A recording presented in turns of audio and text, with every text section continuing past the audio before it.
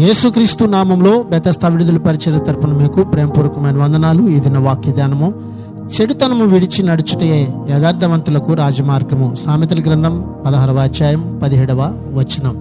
సోమరితనంగా జీవించే వారికి వారు చేసే పనులన్నీ కష్టంగా అనిపిస్తాయి. జీవితంలో దేనినైనా సాధించాలనే పట్టుదల వారిలో ఉండదు. నిజాయితీ పరులు తమ గమ్యం వైపుకు యథేచ్ఛగా సాగిపోతారు. ఇక్కడ చెప్తున్న పోలిక సోమరికి నిజాయితీ పరునికి అన్న విషయం గమనించండి. అంటే సోమరిపోతుల్లో నిజాయితీ ఉండనే ఉండదు, నిజాయితీ పరులు సోమరితనంగా ఉండనే ఉండరు అని దీని యొక్క అర్థము. ప్రార్థన.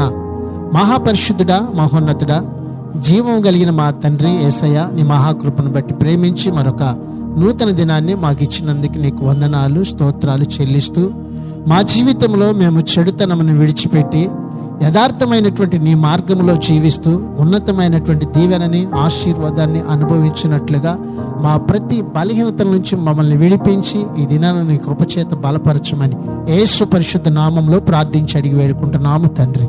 ఆమెన్.